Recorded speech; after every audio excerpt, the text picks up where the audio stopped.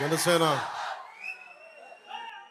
నాయకులకి, పెద్దలకి, వీర మహిళలకి, పిడుగుల్లాంటి జన సైనికులకి మీ అందరికీ నా హృదయపూర్వక ధన్యవాదాలతో కూడిన నమస్కారాలు మీ అందరికి.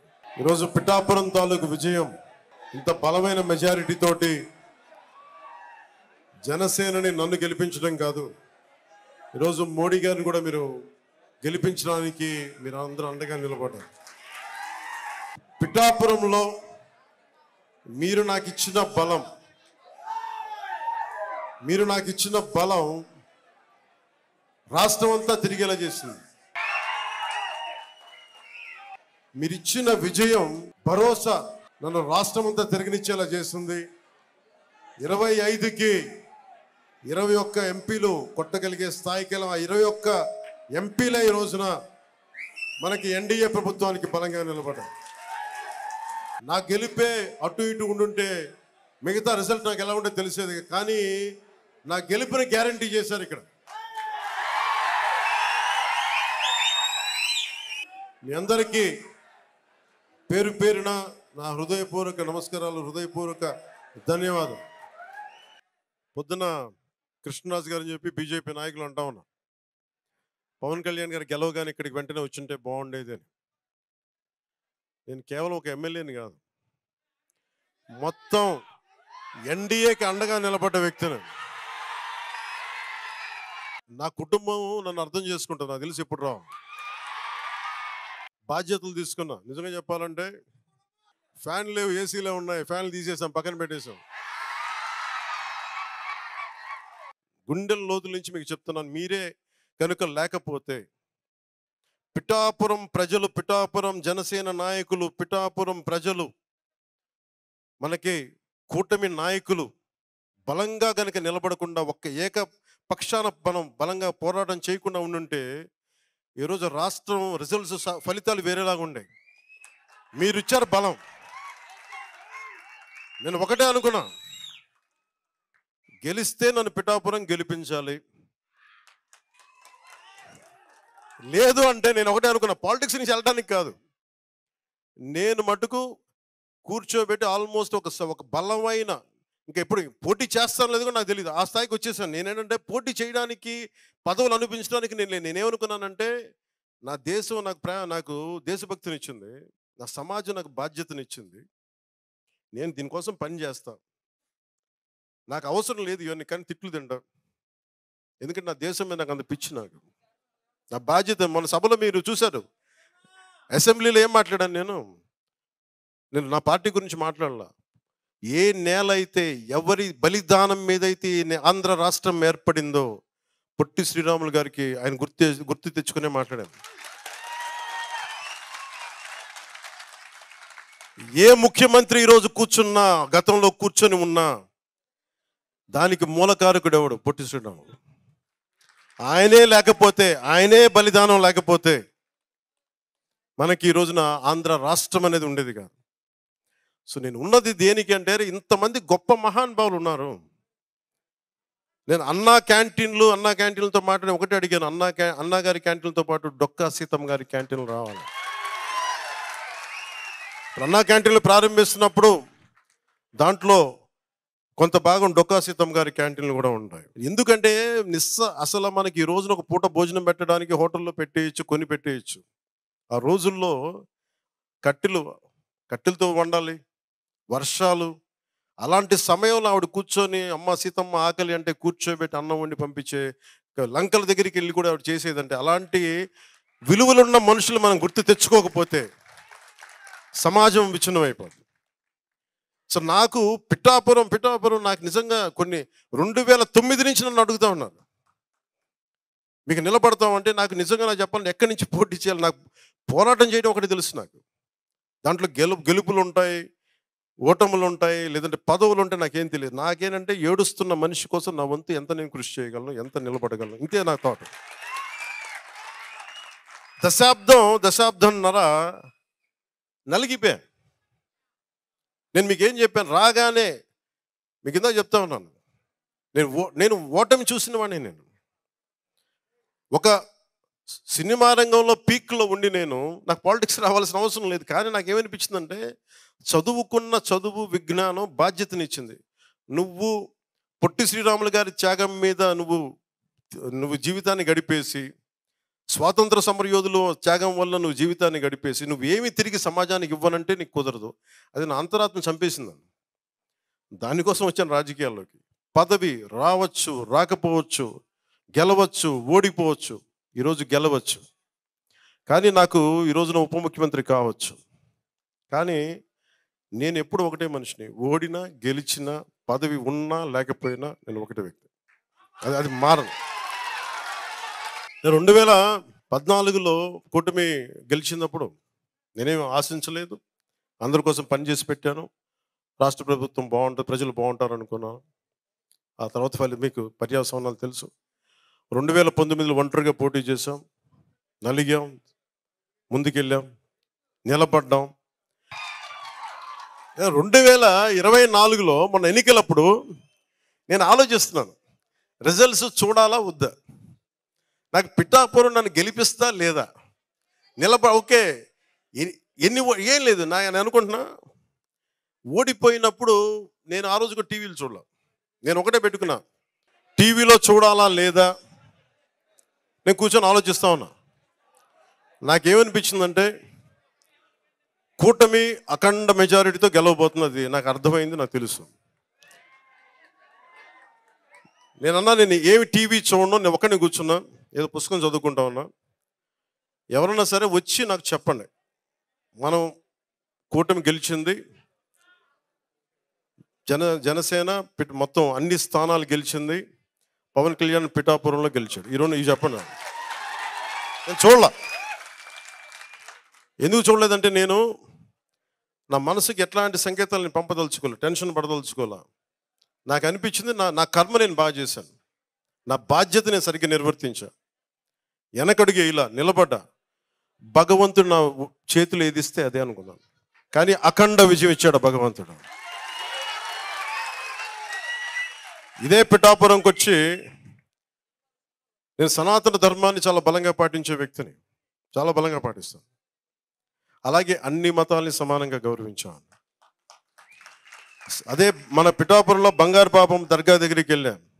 అక్కడ లోపలికి వెళ్తే ఎంత బలమైన నాకు ఒకసారి శక్తి అనిపించిందంటే, లోపల మొత్తం ఆలోచనలు ఆగిపోయినాయి. చూడటానికి కరెక్ట్గా ఇంతే ఉంది, 3 అడుగులు కూడా లేదు, 2 అడుగులే ఉంది ఆ దర్గాకి దానికి లోపలికి ఎత్తే స్థలం.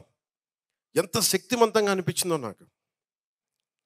అలాగే నేను మన ఉప్పాడ యాత్ర మనకి మీటింగ్కి వెళ్తా ఉంటే ఒక తల్లి ఒక బైబుల్లోని ఒక ప్రార్థన చదువుతూ ఉంటే నేను కదిలిపోయాను. ఆ తల్లి పాదాలకి నమస్కారం పెట్టాను. అలాగా ఒక మతం కాదు, ఒక కులం కాదు, అందరూ కలిసి ఎంత ఘనమైన విజయాన్ని నాకు ఇచ్చినందుకు నాకంటే వయసులో ఉన్న పెద్దలందరికీ కూడా నా పాదాభివందనాలు. అంత గొప్పగా దీవించారు. ఈరోజు మీరు అందించిన ఈ విజయం నాకు దేశ చరిత్రనే తిప్పగలిగే అంత శక్తినిచ్చింది నాకు. అంటే దేశం కోసం పనిచేయడానికి శక్తినిచ్చింది విజయం. ఒక్కొక్కసారి ఎంత దెబ్బలు తిన్నా చిన్నపాటి విజయం, ఒక చిన్నపాటి వెన్ను మీద సున్నితంగా తట్టు, నాకు అలాంటి బలమైన నాకు మీరు నిలబడ్డారు. నేను మర్చిపోలేను. నేను చాలాసార్లు చెప్తాను, నా కడ వరకు, నా ఆఖరి శ్వాస వరకు నేను ప్రజల కోసమే పనిచేస్తాను. నేను అలాగే అయిపోగానే వచ్చేద్దాం అనుకున్నాను. లోపల ఉబలాటం వచ్చింది, సంతోషం వచ్చింది, చెప్పుకుందాం, పంచుకుందాం, తిరిగేద్దాం, చేతులు ఊపేద్దాం, అందరికీ మన గజమాల్లో వేస్తారంటే వేయించుకుందాం అనుకున్నాను.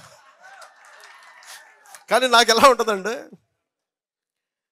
ఓకే నువ్వు వేయించుకుంటావు, నా మనసు ఇంకో మనసు ఏం చెప్తుంటుంది, నువ్వు గజమాల్లో వేయించుకుంటావు, ఆ తర్వాత ఓకే తిరుగుతావు రోడ్లంతా, ఆ తర్వాత నాకు కావాల్సినది కాదు, పిఠాపురం ప్రజలకి అసలు నువ్వు ఏం పని చేసి పెడతావు చెప్పు నాకు. విజయం వచ్చాక అందరూ ఎగురుతారు, అందరూ దండలేస్తారు. నీకు ఎంత ఘనమైన విజయం ఇచ్చినందుకు ప్రజలు, నువ్వు ప్రజలకి అంత ఘనంగా నువ్వేం పనులు చేసి పెడతావు నాకు చెప్పు. నేను కూర్చున్నా, నాకు వచ్చి చేతులు ఊపి కృతజ్ఞతలు చెప్పడం సరిపోలా, ఒళ్ళోంచి ఒక కూలీలా పని చేయడానికి సిద్ధపడిపోయాను. అందుకే నాకేమనిపించిందంటే పొద్దున పెన్షన్ సభలో కూడా చెప్పా, నేను పిఠాపురాన్ని బహుశా అంతకుముందు ఎవ్వరూ అభివృద్ధి చేయనంత విధంగా భారతదేశంలో పిఠాపురం అనే ఒక నియోజకవర్గం దీనికి ఒక అంతర్జాతీయ గుర్తింపు తీసుకొచ్చిన రోజున అప్పుడు ఊరేగుతాం. నియోజకవర్గం అంటే పిఠాపురంలా ఉండాలి.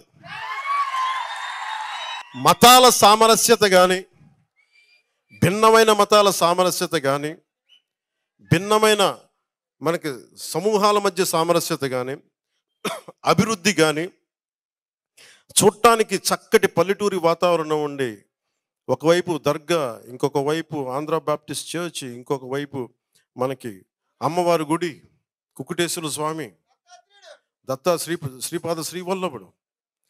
ఇది టూరిజం సర్క్యూట్ చేయాలి. ఇవి ఒకవైపు టూరిజం డెవలప్మెంట్ జరగాలి. యువతకి ఉపాధి అవకాశాలు, చాయిస్ కావాలి. ఒక ఉద్యోగం సరిపోదు, 2-3 ఉద్యోగాలు, ఏ ఉద్యోగం ఎత్తుక్కోవాలి అంటే ఇది ఎంత.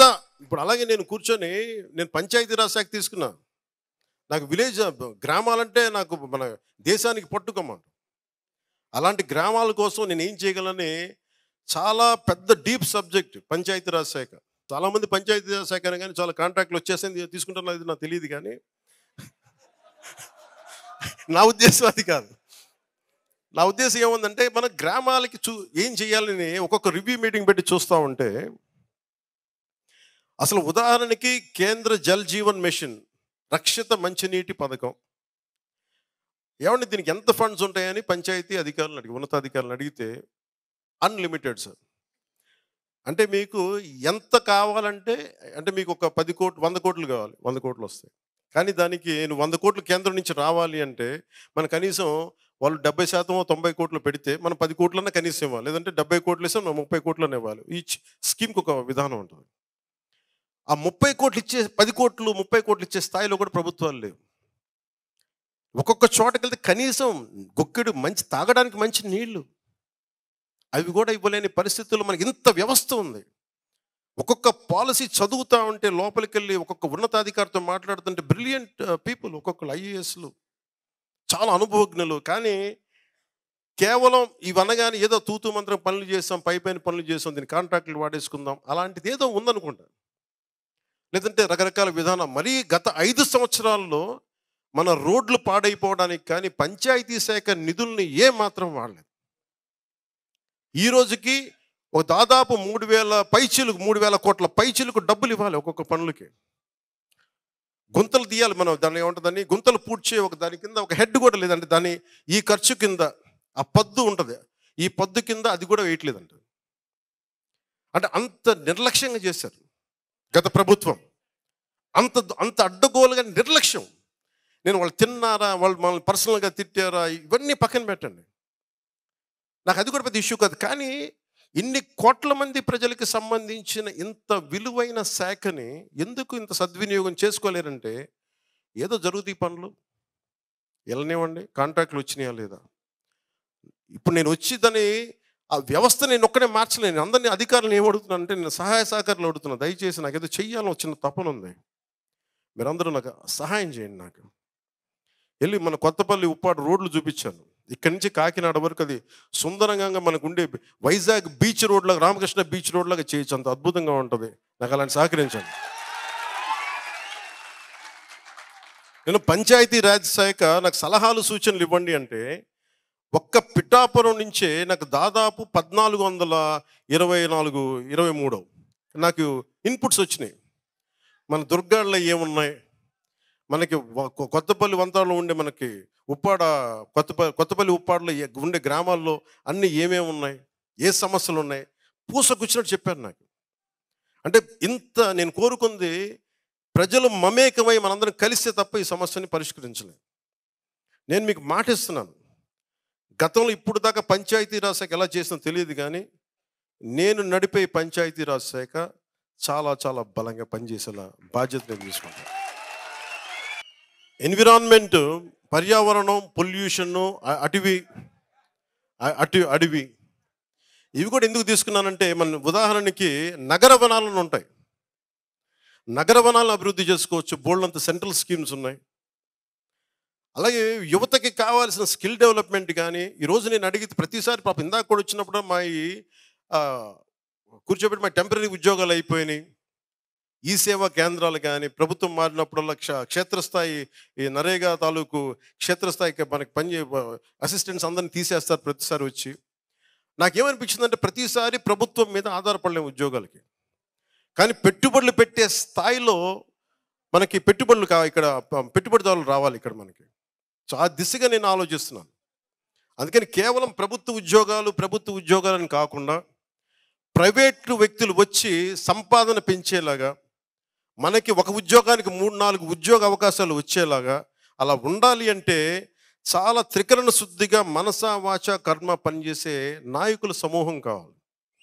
ఈ రోజున నేను ప్రతిసారి సభలో కూడా చెప్పాను, ఒక దేహానికి ఒక రక్తనాళం సరిపోదు, ఒక దేశానికి ఒక నది సరిపోదు అన్నట్టుగా ఈరోజు మన ఆంధ్ర రాజ్యానికి చాలామంది నాయకులు అవసరం వచ్చింది. ఈ రోజున ఒకళ్ళు సరిపోరు. ఈ రోజున ఎవరి స్థాయిల్లో వాళ్ళు. ఈ రోజున మొట్టమొదటిసారి ఫస్ట్కి మనం అన్ని పెన్షన్లు ఇచ్చామంటే, ఎక్కడ మీరు 6,000 చూడండి, ఎక్కడ 5,000, ఎక్కడ 6,000 చూడండి. ఈ రోజున నిస్సాయంగా అడిపి మనకు దివ్యాంగుల దానికి 15,000 కదమ్మా ఆ రోజున. ఆవిడ అడిగింది 10,000 ఆ రోజున.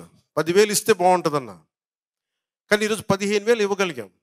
ఇది సాధ్యపడింది అంటే, ఓకే, నాలాంటి వాడు వచ్చి ముఖ్యమంత్రి అయినా కానీ అనుభవం లేని కాడికి చాలా సమయం తీసుకోవచ్చేమో, జరుగుదలేదు నాకు తెలియదు. కానీ నేను ఏ నిర్ణయం తీసుకున్నా, ఆ రోజు 21 సీట్లు తీసుకున్నా, 24 అనుకున్నా, 30 ఏదన్నా అనుకున్నా, నా అంతిమ లక్ష్యం ప్రజలు బాగుండాలనే తప్ప నా అనేది నాకు లేదు, మన అనే ఉంటుంది. వీళ్ళందరికీ చాలామందికి అర్థం కాదు, చంద్రబాబు గారిని ఎందుకు వెనకేసుకొస్తాం అంటే, ఒకరి అనుభవాన్ని మనం ఎలా వాడుకోవాలి. వారి అనుభవం కూర్చోబెట్టి ఈరోజు నిలబడితే 1వ తారీఖు ఈ రోజున మనం ఇంత దాదాపు 100% ఈరోజు ఇవ్వగలిగాం. రేపు 1-2 రేపు పొద్దున మిగిలితే 1-2% మిగిలితే రేపు పొద్దున ఇచ్చేస్తాం. ఇది రావాలంటే చాలా అనుభవం ఉన్న వ్యక్తి కావాలి.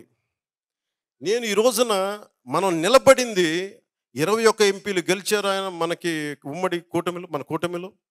అదే 21 మంది ఎంపీలు బలం పార్లమెంటులో ఒకసారి చాలా దద్దరిల్లిపోయింది. ఆ బలం మీరు ఊహించండి. ఎన్డీఏ కూటమికి ఆంధ్రప్రదేశ్ వెన్నుదన్న అయిపోయింది. అంటే అంత గొప్ప విజయం అందించింది మన ఆంధ్ర రాష్ట్రం.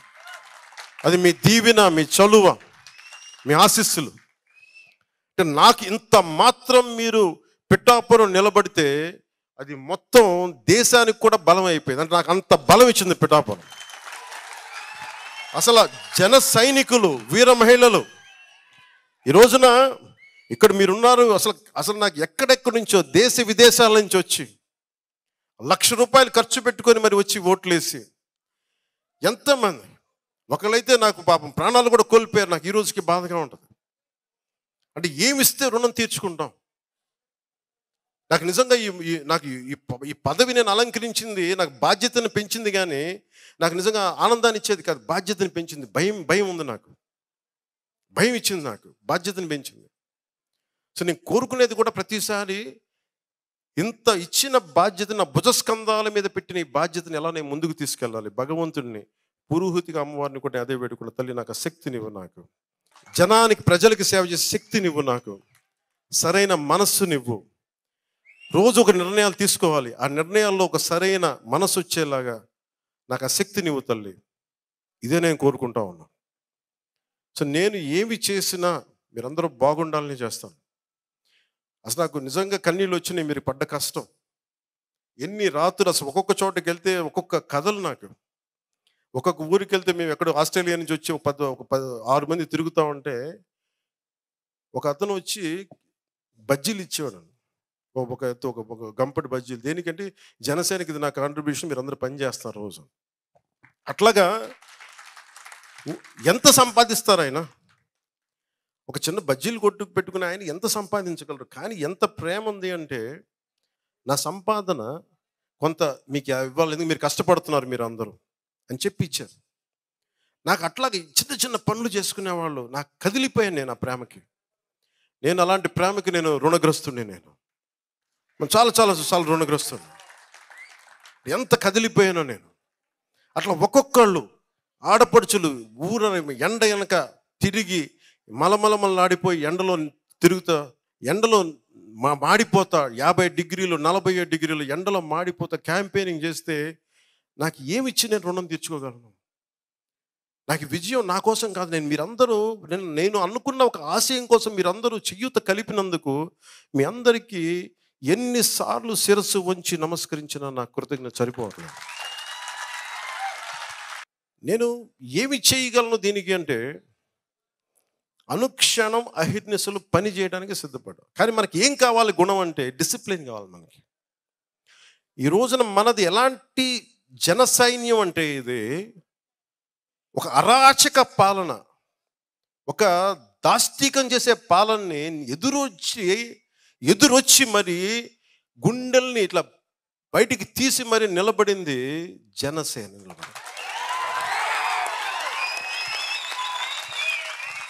మీరు జనసేనకి బలం ఇవ్వడం కాదు, 5 కోట్ల మంది ప్రజలకు మీరు ధైర్యాన్ని ఇచ్చారు. జన సైనికులు, జన వీర మహిళలు, జనసేన నాయకులు.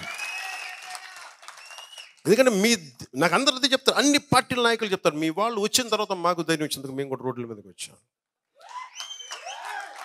జనసేన నాయకులు లేని ఊరు ఉంటుందేమో తెలియదు, కానీ జన సైనికులు వీర మహిళలు లేని ఊరు ఉండదు. మనం తెలంగాణకి వెళ్తే ఒకటే అడుగుతున్నాను, అన్నా నువ్వు ఇక్కడి నుంచి ఎందుకు వెళ్ళిపోయావు? అన్న మాకు ఇక్కడ రా అన్నాను. నేను చెప్పా ఇది లేదు నేను వెళ్ళట్లేదు, చెప్తున్నా, సరదా చెప్తున్నా. అరే పిఠాపురాన్ని వదిలి ఎక్కడ వెళ్తాను? తల్లిని వదులుకొని వెళ్ళిపోతావా? ఏం మాట్లాడుతాం? హక్కున చేర్చుకున్న తల్లిని వదిలేసి వెళ్ళిపోతావా? అందుకే చెప్తా ఉన్నా, మరి ఆ తల్లికి నేను ఇచ్చలేదు. నేను స్థలం కూడా తీసుకున్నాను, ఇక్కడ ఇల్లు కూడా కడుతున్నాను. నా ఒకటే ఉందంటే, కనీసం మా వాళ్ళందరూ ఇలా కలవడానికి కనీసం 1 ఎకరం స్థలం ఉండాలి. మా వాళ్ళు కొంచెం పెద్ద స్థలం తీసుకుంటున్నాను. మా వాళ్ళకి కోపం వచ్చినా నా మీద చూపిస్తారు, ప్రేమ వచ్చినా నా మీద చూపిస్తారు, తిట్టినా నన్నే తిడతారు, మెచ్చినా నన్నే మెచ్చుకుంటారు. ఇంట్లో వాడిని తప్ప ఇంకెవరిని తిడతారు, ఇంట్లో వాడిని కాదు ఇంకెవరిని మెచ్చుకుంటారు. నాకు ఓకే. అప్పుడు నేను కూడా గతం వేసా, చాలా ఆగండి ఆపండి అంటాను, అంతే తప్ప ఇంట్లో మనం అనుకోకపోతే ఎట్లా, మీకు నా మీద కోపం రాకపోతే ఎట్లా, విసుక్కోకపోతే ఎట్లా, సంతోషం అదే నాకు అదే నచ్చుద్ది. నాకు కొంచెం సమయం ఇవ్వండి. నేను మొన్న ఏమనుకున్నా, ఫ్రెండ్స్తో చెప్తా ఉన్నా, శుభ్రంగా బాగా చక్కగా డిగ్రీ చదువుకొని ఏదైనా పోస్ట్ గ్రాడ్యుయేషన్ చేసి చదువుకొని ఉంటే చదువు అక్కడితో అయిపోయింది అనుకున్నాను. డిగ్రీ వెళ్ళకుండా ఆపేయడం వల్ల ఇప్పుడు పంచాయతీరాజ్ ఫైల్స్ చూస్తే నాకు అలసట వచ్చేస్తుంది. ఎన్ని చదువుని ఇంకా చదువుతాను. ఇవన్నీ కాకుండా రిటర్న్ మన కాపీస్ కాకుండా మళ్ళీ ఈ ఫైల్స్ వస్తున్నాయి. బుర్ర వాచిపోతుంది, ఇన్ని చదవండి రా బాబు. లేదు సార్ అందరూ చదవరండి, అందరూ మినిస్టర్స్ చదవరు, మీరు ఏదో చిన్న నోట్స్ ఏదో దాన్ని చూసి మీరు సంతకం చేయండి. నాకు భయం, ఆ సంతకాలు ఏముంటాయి నాకు తెలియదు. ఇలా సంతకం పెట్టేయండి అన్నా, ఇలా సంతకం పెట్టేసారు, నాకు భయం వేస్తుంది. రేపొద్దున మళ్ళీ కూర్చొని నీ సంతకం పెట్టేసారు, మళ్ళీ జైల్లో పెడితే నేను ఎక్కడికి వెళ్ళాలి? అంటే ఇంత బాధ్యతగా ఉన్నానని చెప్పడానికి చేస్తున్నాను, అంటే ఇంత చదువుతున్నా అంటే నేను రేపు ఈ రోజున మిమ్మల్ని అందరినీ కోరుకునేది, మీరు నాకు పని చేసే సమయం ఇవ్వండి. ఒకటే అభ్యర్థన మీ అందరికీ. ఈ రోజున నేను మర్రెడ్డి శ్రీనివాస్ గారిని పెట్టాను. మర్రెడ్డి శ్రీనివాస్ గారు కూడా చెప్పారు, ఎవరైతే కష్టపడ్డారో, ఎవరైతే నిలబడ్డారో, జన సైనికులు కానీ, జనసైన వీర మహిళలు కానీ, జనసేన నాయకులు కానీ, మీరందరినీ గుర్తించండి. తప్పులు జరిగినా, ఒకసారి ఒక క్షణం అటు ఇటు తప్పులు జరిగినా మళ్ళీ వచ్చి వినండి. మీ అందరూ నాకు ఇవ్వగలిగేది, నాకు రాష్ట్రం మొత్తం 5 కోట్ల మంది ప్రజల్ని చూసుకునే నాకు చిన్నపాటి మనశ్శాంతి ఇవ్వండి అని చెప్పి ఆయనకి ఒకటి చెప్పాను. తప్పులు జరిగినా కానీ మీరు సరిదిద్దుకోండి. అజయ్ గారికి కూడా అదే చెప్పాను. ఆయన ఉస్మానియా పూర్వ విద్యార్థి, ఆయన విపరీతం, ఆయన చాలా ప్రశాంతంగా కనిపిస్తాడు ఆయన, కానీ ఆయన ఒక రాడికల్. ఆయన రాడికల్ స్టూడెంట్స్ యూనియన్లో పనిచేసిన ఆయన, ఇలా ప్రశాంతంగా పాపం నా కోసం ఎంత మాటలు పడ్డాడు ఆయన, ఎన్ని దెబ్బలు, ఎన్ని నలిగిపోయాడు. సో అజయ్ గారికి ప్రత్యేకంగా నా హృదయపూర్వక ధన్యవాదాలు చెప్తాను. పాపం శ్రీనివాస్ గారికి ఎన్ని మాటలు పడ్డారో, నలిగిపోయారు. వారికి నా ప్రత్యేక కృతజ్ఞతలు తెలియజేస్తున్నాను. ఇప్పుడన్నా పవన్ కళ్యాణ్ అనే నేను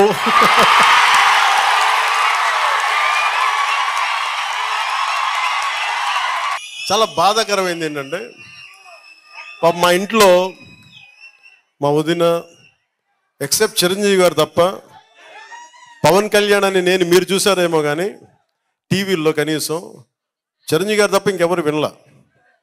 నా కుటుంబ సభ్యులు కానీ ఇంక మిగతా ఎవరు అందరూ కూడా ఎవ్వరు, నా స్నేహితులు కానీ సన్నిహితులు కానీ అందరు బస్సుల్లో ట్రాఫిక్లు ఇరుక్కుపోయారు. పవన్ కళ్యాణ్ అయిన శబ్దం మీరు ఒక్కరే అన్నారు. నాకే తెలియదు, అంటే పవన్ కళ్యాణ్ నేను అంటే దానికి అంత ఉత్సాహం ఉంటుందా నాకే తెలియదు. అంటే కాయ కష్టం చేసుకునే వాళ్ళు. ఇంకోసారా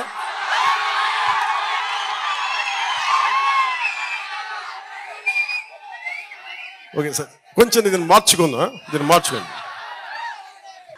పవన్ కళ్యాణ్ అనే నేను పిఠాపురం అభివృద్ధికి, అభ్యున్నతికి నిరంతరం ఆఖరి శ్వాస వరకు పని చేస్తానని దైవ సాక్షిగా ప్రమాణం చేస్తున్నాను. ఆ సీఎం అని అరిచి మీరు ప్రకృతిని భయపెట్టేశారు, మీరు భగవంతుని భయపెట్టేశారు. మీరు అంటే కూర్చోబెట్టి మీరు ప్రకృతి ఎంత భయపెట్టేశారమ్మా, కనీసం డిప్యూటీ సీఎం అయిపోతే వీళ్ళు ప్రాణాలు తీసేస్తారో అన్నట్టుగా నేను కోరుకోలే. నాకు ఆ తల్లి సాక్షిగా చెప్తున్నాను కదా, నేను కోరుకోలేదు, నేనే పదవి కోరుకోలే. ప్రభుత్వాలు మారాలి అని అనుకున్నా. కానీ మీరు సీఎం అని అరిస్తే ఆ ప్రకృతి కూడా కదిలిపోయాము. కనీసం డిప్యూటీ సీఎం చేయకపోతే వీళ్ళు అసలు తుఫాన్లు భూకంపాలు క్రియేట్ చేస్తాను తల్లి కూడా అనుకుందాము. దయచేసి బాబు మీరు అదే నోటితో మీ అందరికి దండం పెట్టి చెప్తున్నా, కొంచెం మంచి కోరుకోండి. ఎందుకంటే మీరు ఈ శక్తి ఎలాంటిదో మీకు తెలీదు. ఈవెన్ ఇక్కడే కాదు,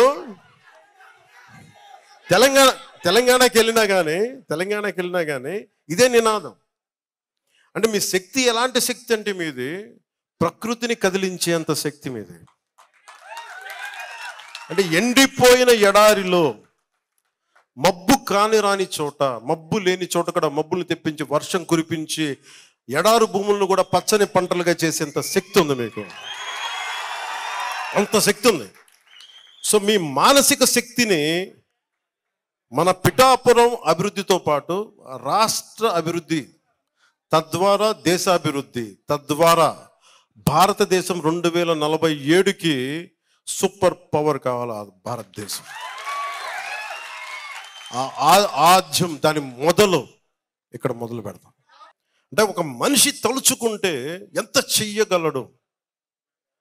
నాకు అనిపించే చాలాసార్లు వీళ్ళు సీఎం అంటే నేను అలా చూస్తూ ఉంటాను. మీరు చూసారు నా ఎక్స్ప్రెషన్ పెద్ద ఏం ఉండాలి, చూస్తుంటా సంతోషం.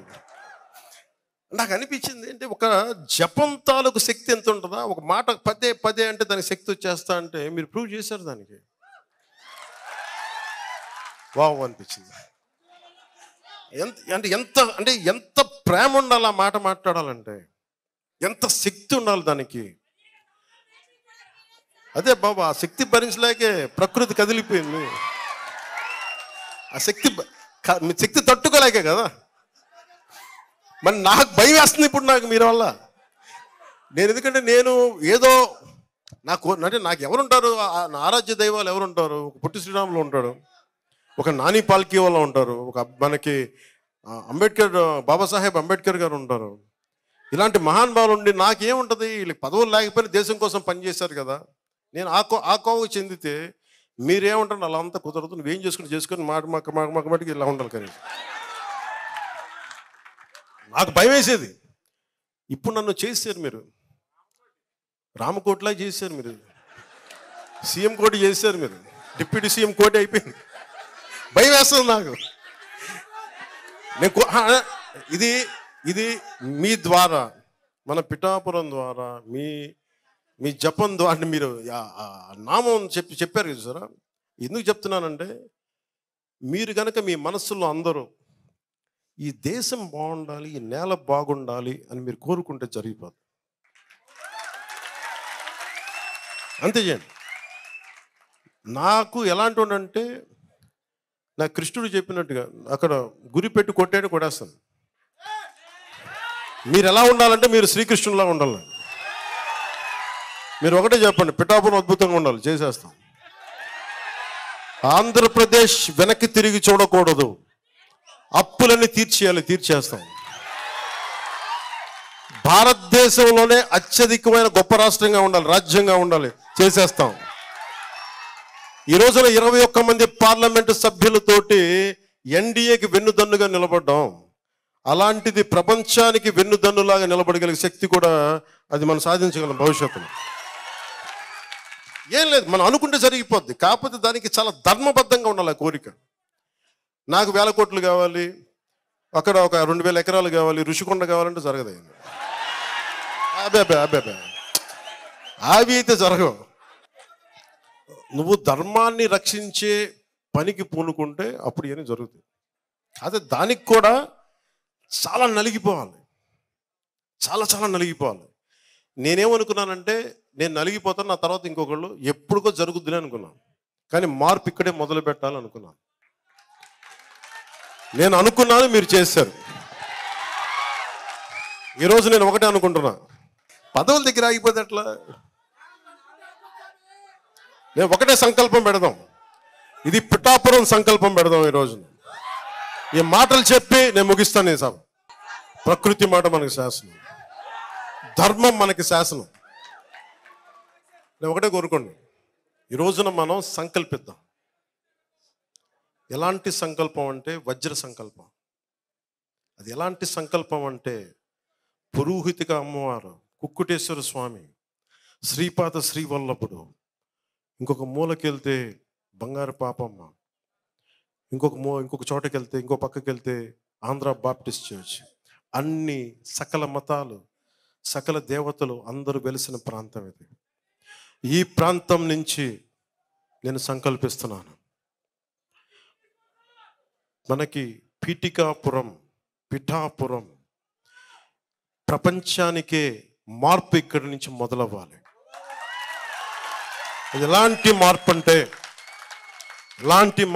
అది భారతదేశం అగ్రగామిగా ఉండాలి, విశ్వగురువుగా ఉండాలి. అరబిందో కోరుకున్నారు ఇది. ఒక రోజున భారతదేశం ప్రపంచానికి విశ్వగురువు అవుతుంది అని ఆయన కోరుకున్నారు, ఆయన సంకల్పించాడు. ఇది మన సంకల్పం కాదు. ఈరోజు నేను ఆయన సంకల్పాన్ని మీ ముందు ఉంచుతున్నాను. మన పీఠికాపురాన్ని అత్యున్నత అభివృద్ధితో కూడిన నియోజకవర్గం మొదటి లక్ష్యమైతే, తద్వారా ఆంధ్రప్రదేశ్ అభివృద్ధికి తోడ్పాటునిస్తే, అది వెళ్ళి భారతదేశానికే ఒక తలమానికమైన రాష్ట్రంగా మన ఆంధ్రప్రదేశ్ని చూసి అన్ని రాష్ట్రాలు ఈ దారిలో నడవాలి అని ముందుకెళ్ళి, దాని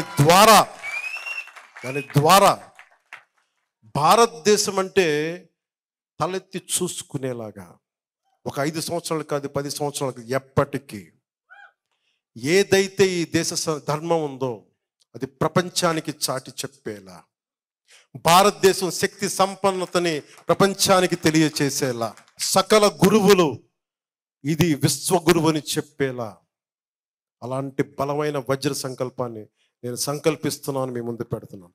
మీరు సీఎం అంటే డిప్యూటీ సీఎం. ఈరోజు మిమ్మల్ని సంకల్పించమని నేను అడుగుతున్నాను. భారతదేశం అగ్రగామి దేశంగా ఉండాలి. అది అయితే మనం అన్ని అయిపోతాం. దాన్ని పెట్టు, ఆకాశానికి పెట్టు, నక్షత్రాలకి పెట్టు, అంతేగాని చిన్న చిన్న పోస్టుల దగ్గరికి నేను పెట్టను. నేను ఈ రోజున కనీసం డిప్యూటీ సీఎం అయ్యానంటే నేను భారతదేశం కదిలిపోవాలి, జనసేన పార్టీ పెడతాను అనుకున్న పార్టీ పెట్టినప్పుడు అంత సంకల్పించాను నేను. నా సంకల్పానికి మీరు అందరూ తోడయ్యారు. ఈ రోజున ఇంతమంది తోడయ్యారు. అది మీరు చేశారు. అది నా శక్తి కాదు. అది చినుకు కలిస్తేనే గాలివానది. అందుకని మనకి మోదీ గారు పవన్ కళ్యాణ్ ఇది అది పవనం కాదు, అది తుఫాన్ అని ఎందుకు అన్నారంటే అది నా గురించి అనలా, మీ గురించి అన్నారు మాట. చాలా మందికి తెలియదు యాక్చువల్గా. ఇప్పుడు అనలేదు ఆ మాట. నేను వారణాసి ఆయన నామినేషన్ వేయడానికి మేమందరం వెళ్ళాం, ఎన్డీఏ మీటింగ్కి వెళ్ళాం. వెళ్తే అందరూ నా ఎన్డీఏ పార్ట్నర్స్ అందరూ కూర్చున్నప్పుడు ఆయన అన్నారు, పవన్ యా ఆంధీ అన్నారు ఆయన. నాకేమనిపించింది, ఏం అర్థం చేసుకోవాలి ఈ మాటకి అంటే, అంటే మనకు కూర్చోబెట్టి అర్థాలు తెలుసు కానీ ఈయన ఏ ఉద్దేశంతో మాట్లాడుతారు. నేను మళ్ళీ జాగ్రత్తగా అదే సార్ పవనే సార్ అన్నాను. అంటే ఆ రోజు అన్నారు ఆ మాట. దాని తర్వాత ఎన్నికలు జరిగినాయి అంటే ఆయనకి అప్పటికే అర్థమైంది. అప్పటికి మన ఎన్నికలు అయిపోయినాయి ఇక్కడ. ఆ నెక్స్ట్ డే మార్నింగ్ వెళ్ళాను. సో ఆ రోజు రాత్రికే నివేదికలు వెళ్ళిపోయినాయి. ఇది తుఫాన్లో చుట్టుముట్టేసింది ఆంధ్రప్రదేశ్లో, కూటమి వచ్చేస్తుంది. అది నాకు ఎప్పుడు అర్థమైంది, ఆయన సెంట్రల్ హాల్లో మాట్లాడుతున్నప్పుడు నాకు అర్థమైంది, ఓహో అదే ఆయన ఆ రోజు అన్న మాటలని. ఎందుకంటే నా గురించి మనం ఎక్కువ ఎందుకు ఊహించుకుంటాం సార్, జాగ్రత్తగా కొంచెం అవసరమైతే బలం ఒక 40-50% తగ్గించుకుంటాం కానీ, తక్కువ చేసుకుంటాం కానీ ఎక్కువ చేసుకోం కదా. సో నాకు అందుకు అనిపించింది, అంటే మీరు ఇచ్చే శక్తి లాంటిది. అది నాకు ఆ ఉద్దేశం చెప్పడానికి చెప్తున్నాను. ఇది ఆ పాయింట్ చెప్పడానికి చెప్తున్నాను. ఇది చాలాసార్లు ప్రధానమంత్రి గారు ఎస్పీజీ వాళ్ళు ఏం చెప్తారు, దయచేసి నువ్వు రాకుండా ఉంటే బాగుంటుంది సభలకు, మేము భరించలేకపోతాం మీ వాళ్ళ శక్తిని. మేము కోరుకుంటాం నువ్వు రాకూడదు ఈ సభలు కానీ, ఎందుకంటే మాకు నైట్ మేర్ అయిపోతుంది మీ సెక్యూరిటీకి. నీకు ప్రధానమంత్రి గారికి మీ వాళ్ళతో ఉండాలంటే మీ జన సైనికుల శక్తి, మీ వీరమల్లి శక్తి మేము తట్టుకోలేకపోతున్నాను. సరదా నేను ఆ జోక్ సీరియస్గా చెప్తున్నా. అంటే ఏముంది నేను అనుకుంటాను యువతలో ఏముంది అంటే మీకు అంత లోపల అంత నలిగి ఉన్నారు మీరు. ఎవడన్నా ఒక్కడొచ్చి మాట్లాడతారా మా భావాలు? నేను గొప్ప భావాలేం మాట్లాడను, మీ భావాలే నేను మాట్లాడతాను. మీ గొంతే నా గొంతు, ఈ దేశపు గొంతే నా గొంతు, సగటు మనిషి గొంతు. నేను మీ గొంతే మాట్లాడతాను, మీ గొంతే వినిపిస్తాను, మీ వాణినే వినిపిస్తాను, మీ కలనే నెరవేరుస్తాను. మీది నాది కాదు. సో నాకు అనిపించింది ఇలాంటి నేలకి నేను అనుకున్నా ఈరోజు ప్రతిసారి వచ్చి ఇన్ని రోజులు ఎందుకు తీసుకున్న 4వ తరగతి అంటే నాకు ఎన్ని పనులు వచ్చినాయి. మనకెంత మేధావులు ఉన్నారండి మన చుట్టుపక్కల. ఒక్కొక్కళ్ళు ఆకలి తీర్చిన యోధులు ఎవరు నా పక్కన లేరు. నేను కూర్చుంటాను, నా పక్కన కొంచెం మంది అనుభవజ్ఞులు ఉంటుంటారు, కానీ వాళ్ళెవరు రాజకీయ అనుభవాలు లేవు. మర్రెడ్డి సీని గారికి కానీ అందరూ విద్యార్థి రాజకీయాలు చేసినారు కానీ వీళ్ళెవరు సీజన్డ్ పొలిటికల్ లీడర్స్ కాదు, కానీ తపన ఉన్నవాళ్ళు, కసి ఉన్నవాళ్ళు. సో నాకేమనిపిస్తుంది, నేను ఏం చేయాలి దీన్ని? పార్టీని నడపడం అంటే సామాన్యమైన విషయం కాదు. మీకు తెలియదు పార్టీని నడపడం అంటే. అసలు ఈ పార్టీ ఉండకూడదని లెటర్లు రాసేస్తారు కొంతమంది ఎలక్షన్ కమిషన్కి. వాళ్ళు నాకు లెటర్లు పంపిస్తారు, ఈ పార్టీని అది చేశారంటే మళ్ళీ దానికి లెటర్లు పంపించి ఇంకొక మనుషుల్ని పంపించి, అసలు ఎంత వ్యయ ప్రయాస అంటే ఈ 10 సంవత్సరాల్లో పార్టీని ఆదిలోని చంపేద్దామని లెటర్ల ద్వారా ఎలిగేషన్స్. ఈ పార్టీకి ఈ సింబల్ ఉంది, ఇది రైట్ కాదు, అది ఉంది, ఇట్లా ఏదో ఒకటి కొర్రీలు పెట్టి ఇవన్నీ బాలరిష్టాలు తట్టుకొని కృష్ణుడు ఆ బాలరిష్టాలు తట్టుకొని ఎలాగే చేరాడు యశోద దగ్గరికి, అలాగే ఈ రోజున జనసేన ప్రజల దగ్గరికి అలా చేరింది. శ్రీకృష్ణుడు వచ్చి యశోద దగ్గర చేరినాడు. తల్లి యశోద దగ్గరికి శ్రీకృష్ణుడు ఎలా వెళ్ళాడో అలాగే ఈ రోజున అన్ని బాలరిష్టాలని దాటుకొని ఈ రోజున జనసేన ఒక రికగ్నైజ్డ్ పొలిటికల్ పార్టీ. దానికి మీకు ధన్యవాదాలు. మీ విజయం అందించకపోతే ఎవరు వెళ్ళినా, ఢిల్లీ ఏ మూలకి వెళ్ళినా, ఏ బీహార్, ఉత్తరప్రదేశ్, పంజాబ్ ఏ మూలకి వెళ్ళినా 100% స్ట్రైక్ రేట్ అంటే మాకు అర్థం కావట్లేదు. మనం కొట్టింది 21 కానీ 21 ఇప్పుడు సెంచరీ కొడితే ఎవడన్నా మాట్లాడాలి, మళ్ళీ 21 కొడితే మాట్లాడతారు. నాకు అర్థం కాదు. అంటే 21 వెనక 21 ఎంపీస్ కూడా ఉన్నాయి. అది దాని సొంత. అంటే ఈ రోజున ఒక కూటమిని నిలబెట్టాలి, రావాలని ఎంత తపన పడ్డాను. ఆ కూటమే ఈ రోజున ఎన్డీఏకి వెన్నుదన్నుగా ఉండిపోయింది. అది అర్థమైంది. నాకు తెలియలేదు. అది నేను చేసుకుంటే వెళ్ళిపోయాను. మన నేల బాగుండాలని స్వార్థంతో చేసుకెళ్ళిపోయాను. ఆ స్వార్థం అంటే మంచి స్వార్థం, అది నిస్వార్థంగా చేశాం. నాకు ఏం అవసరం లేదు. అదేం చేసింది, ఆ 21 ఎంత శక్తినిచ్చింది అంటే దేశం మొత్తం ఈ రోజున మన ఎంపీలు వెళ్తే 100% స్ట్రైకింగ్ రేట్ పార్టీ అంటారు. మన జనసేన కూడా అంటుంది 100% స్ట్రైకింగ్ రేట్ పార్టీ అంటారు. అంత ఉంది. సో నేను మంచి అడుగేసాం. మొదటి అడుగు చాలా బలంగా వేసాం. ఈ రోజున మనకి ఇన్ని హోదాలు వచ్చినాయి, ఇంతమంది ఎమ్మెల్యేలు ఉన్నారు. ఈ రోజున ప్రతిపక్షం లేదు. ప్రతిపక్షం కూడా ఎట్లా ఉండాలి? నిర్మాణాత్మకంగా మనమే కొన్నిసార్లు మన సమస్యల్ని మనమే అనేక కోణాల నుంచి మనమే ప్రభుత్వం నుండి మనమే మాట్లాడుకోవాలి. అదే వాళ్ళు తగ్గించడం కూడా నాకు నిజంగా ఇష్టం లేదు. అంటే నేను యుద్ధంలో ఓడిపోయిన శత్రువునైనా సరే ఈ దేశం మూల లక్షణం ఏంటంటే, మనకి బంగ్లాదేశ్ వార్లో ఓడిపోతే మన అప్పటికైనా ఫీల్డ్ మార్షల్ శామ్ మానేక్షా అంటే ఈ దేశం తాలూకు గొప్ప లక్షణం ఏంటి, యుద్ధం చేసిన తర్వాత ఓడిపోయిన పాకిస్తాన్ని దాదాపు 50,000 మంది సైనికులు దొరికిపోయారు. దొరికిపోతే వాళ్ళకి మన దేశం తాలూకు గొప్ప లక్షణం ఏంటంటే, వాళ్ళందరినీ మన సైనికుల్ని వాళ్ళ బంకర్ల నుంచి తీసి వాళ్ళ బెడ్లు తీసి వాళ్ళని పడుకోబెట్టండి, మన కింద పడుకుందాం, వాళ్ళకి మన లొంగిన సైనికులు ఓడిపోయిన సైనికులు అయినా కానీ వాళ్ళ సైనికులు మనం గౌరవిద్దాం. అంటే ఈ దేశం అంత గొప్పది. ఇది ఈరోజు 11 వచ్చినాయి, రేపొద్దున 1 రావచ్చు, అది మనకి ఇష్యూస్ కాదు. మనకు 1 వచ్చినప్పుడు వాళ్ళకు కూడా 1 రావచ్చు కదా రేపొద్దున. అంటే హెచ్చు తగ్గులు పెరుగుతూ ఉండే పెద్ద ఇష్యూ కాదు. కానీ నేనేం చెప్తానంటే, నువ్వు తల ఎగరేయకు విజయంలో. మనం తల ఎగరేయద్దు, మనం తల ఎగరేయం. వాళ్ళకి 11 రానివ్వండి, 1 రానివ్వండి, అయినా కానీ మనం తల ఎగరేయం. ఎందుకంటే మనందరిది ప్రకృతి ఏమి నిర్ణయిస్తో దాని మూలంగా వెళ్తాం. వాళ్ళకి 151 సీట్లు ఇచ్చి పరీక్ష పెట్టింది కాలం.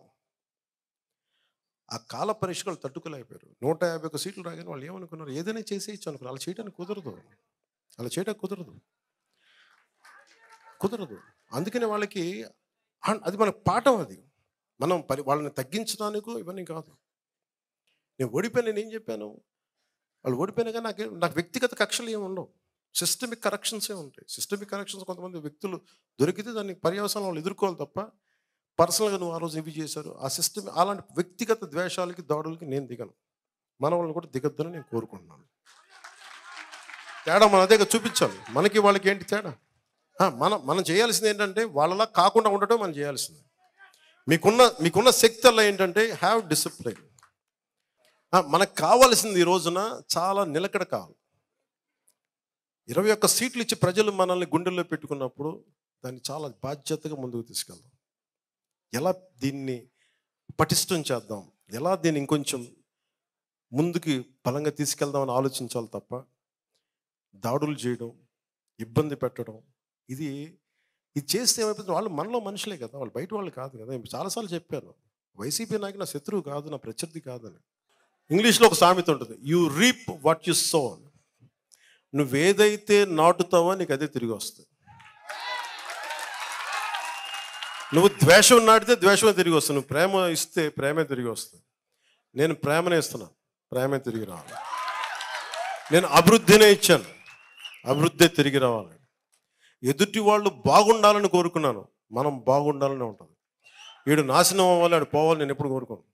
అది ప్రకృతి విరుద్ధం. అది మీరందరూ అవన్నీ తల్లి చూసుకుంటుంది, మనకి ఎందుకు? జగజ్జనని, విశ్వమాత, విశ్వజనని, ఎవరిని ఎలా ఉంచాలో ఆవిడ ఆ తల్లి చూసుకుంటుంది. మన పని ఏంటి, మన పని చేసుకుంటాం. ఎందుకంటే మనం ఎవరికి ఏం చేయక్కర్లే, మనం చూస్తూ ఉంటే చాలు. నన్ను చాలాసార్లు తిడతా ఉంటే ఏం చేస్తాను తెలుసా, నన్ను అనుకుంటావచ్చు కదా, మీరు అందరూ అనుకుంటుంది కదా ప్రశ్న, ఎలా భరిస్తాను నేను ఫస్ట్ నన్ను తిట్టే వీడియోలు నేను చూడను. వాళ్ళు అనుకోవచ్చు చాలామంది, నాకు మొన్న చెప్తున్నారు, నిన్ను ఎలా తిట్టారంటే, మన చెప్పలేదు విషయం అంటే నేను చెప్తే నేను వేరేలా ఆలోచన. నేనేంటంటే బై డిఫాల్ట్ సెట్టింగ్ నేను చూడను, నేను విన్నాను. నేనేం నమ్ముతానంటే, తల్లి నా గుండెల్లో నువ్వు ఏది మంచి అదే చేయనివ్వు, నన్ను ఏది వినాలో అదే విననివ్వు, దేనికి స్పందించాలో దానికే స్పందింపచేయి. ఇంకా నన్ను ఎన్ని రకాలుగా నేను చూడను కూడా చూడను నా గురించి. సో అందుకే నన్ను ఎవరిని తిట్టినాగా నాకు అర్థం కాదు. అట్లాగా ఎవరిని తిట్టినట్టు ఉండదు.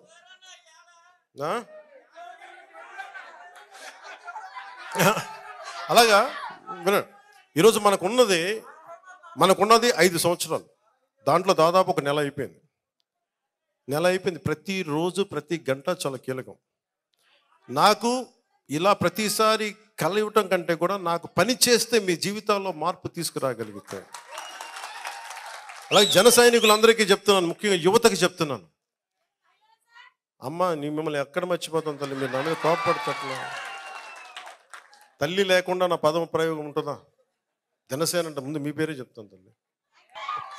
అల్లావుద్దీన్ అద్భుత దీపాలు ఉంటాయి కదా, అన్న మాకు ఈ సమస్య ఉంది తీర్చేద్దాం, ఇట్లా అంటున్న భూతం వస్తే తీర్చేయండి. అలా జరగదు, నలగాలి. అందుకే 5 సంవత్సరాలు ఇచ్చింది రాజ్యాంగం మనకి.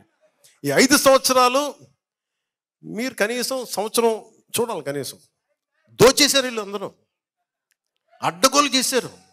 ఇవన్నీ నిలబెట్టుకోవడానికి, అర్థం చేసుకోవడానికి, పరిస్థితి తీసుకోవడానికి, వీటన్నిటి కష్టాల మధ్యలో మొట్టమొదటి ప్రామిస్ ఉద్యోగాలు ఇచ్చాం. వాళ్ళు అంటున్నారు ఈ ఉద్యోగాలు ఇంకా ఎక్కువ ఇవ్వాలి డిఎస్సి అంటే. మీరు అది కూడా ఏడవలేదు కదా మీరు. కరెక్టే, చాలా ఉన్నాయి, లక్షలు ఉన్నాయి ఉద్యోగాలు. నేను చెప్తాను కదా, ఇప్పుడు డిప్లొమా మన ఫారెస్ట్ డిపార్ట్మెంట్లో 420 పోస్టులు ఖాళీగా ఉన్నాయి. డబ్బులు లేవు, ఖజానాలో డబ్బులు ఇవ్వడానికి. ఎక్కడి నుంచి డబ్బులు ఇస్తాం? ఎర్రచందనం పట్టుకెళ్ళిపోయి అమ్మేసుకున్నారు. నేపాల్లో ఎన్ని వేల మెట్రిక్ టన్నులో ఉంది నేపాల్లో. నేపాల్ ప్రభుత్వం తిరుపతి నుంచి వెళ్ళిన ఎర్రచందనాన్ని నేపాల్ ప్రభుత్వం పట్టుకుంది. నేపాల్ ప్రభుత్వం పట్టుకుంది, కానీ మన చెక్ పోస్టులని వదిలేసింది. ముఖ్యంగా మన ఆంధ్రాలో ఉండే చెక్ పోస్టులను వదిలేసింది. వెళ్ళిపోండి. ఎవరి పెద్దిరెడ్డి గారి వెంటనే పంపించండి, అస్సలు నేపాల్ పంపించండి. మిథున్ రెడ్డి గారి పంపించండి. కానీ నేపాల్ పోలీసులకు పాప మిథున్ రెడ్డి గారు పెద్దిరెడ్డి గారు ఎవరు తెలియదు, ఆపండి అన్నారు. ఎక్కడ తీయాలంటే దాని రూట్ తిరుపతికి వచ్చింది. లాంగ్వేజ్ ప్రాబ్లం వాళ్ళకే ఉంది. వాళ్ళు ఎర్రచందనం ఒకటే లాంగ్వేజ్ కదా. ఈ ఎర్రచందనం కాహాయ్ అంటాడు, అది పట్టుకుంటారు, తీసుకెళ్తారు. పట్టుకుని ఇప్పుడు ఆ ఫైల్ నా దగ్గరికి వచ్చింది. దాన్ని ఏమంటారు, ఎర్రచందనాన్ని ఇక్కడ తీసుకురావాలి, ఏం చేయాలంటే దానికి ఏదో పెట్టి దాని గురించి కింద మీద పడుతున్నాం, తీసుకురావడానికి ఒక ప్రయత్నం చేస్తున్నాం. ఇవన్నీ మీరు చూడండి, ఇప్పుడు దాకా తెలియదు కదా మీకు. అంటే ఒక ఎర్రచందనం మనకి నేపాల్లో పట్టుబడింది అంటే మీకు ఎంత అలసత్వంగా ఉన్నాయి చెక్ పోస్టులు. మీరు అక్కడి నుంచి తీసుకొచ్చి ప్రతి చోట పోలీస్ చెక్ పోస్టులు ఉంటాయి. నువ్వేం తీసుకెళ్తావు జేబులు, మనకి ఎన్నిసార్లు మనకి ఎలక్షన్ కమిషన్ టైంలో మనకి అడుగుతారు. అలాంటిది ఎర్రచందనం అంటే ఎంత, ఎన్ని వేల మెట్రిక్ టన్నులు, ఎన్ని లారీలు వెళ్ళాలి. అన్ని లారీలు చాలా సునాయాసంగా వెళ్ళిపోయి నేపాల్ దాకా. అంటే మీకు ఆ స్థాయిలో ఉంది దోపిడీ.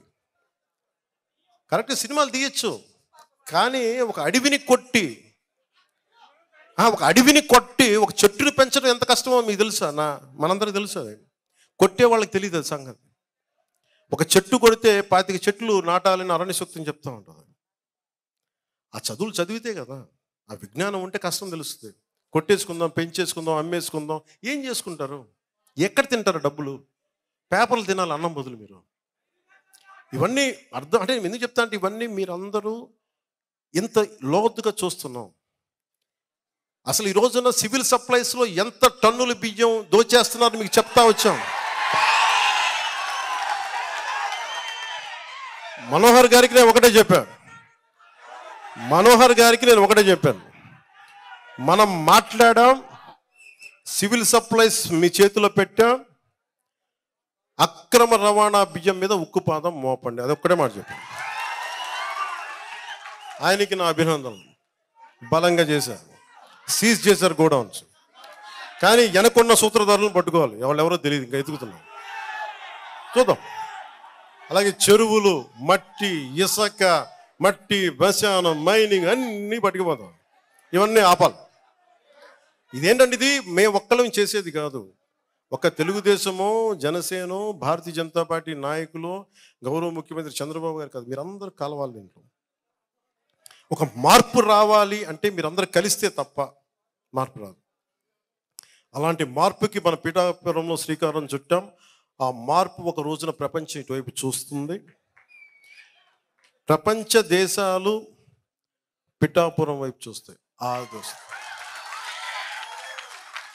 ఆ తల్లి శ్రీపాద శ్రీవల్లభుడు సాక్షిగా చెప్తున్నాను. దానికి నేను ఒక సైనికుడిలా పనిచేస్తాను తెలియజేసుకుంటూ, మీ అందరూ భాగస్వామ్యంగా కావాలని కోరుకుంటూ, జనసేన నాయకులకి ప్రతి ఒక్కరికి పేరు పేరున ధన్యవాదాలు తెలుపుకుంటూ, ల్యాండ్ టైటిలింగ్ యాక్ట్ ఆ రోజు మీరు అడిగారు కదా, మీరే కదా ఆ రోజు మొత్తం నా ల్యాండ్ టైటిల్కి యాక్ట్ మీ బాధ భరించలేక దాన్ని చేసేవాడు. పాపం మీరు ఎంత తిరిగారు, రోడ్డు మీద పట్టుకొని నా భూమి తీసేశారంటే అది మారుస్తామని తెలియ మీకు అందరికీ ప్రత్యేకించి పేరు పేరున ధన్యవాదాలు తెలుపుకొని సెలవు తీసుకున్నాను. జై జనసేన, జై హింద్.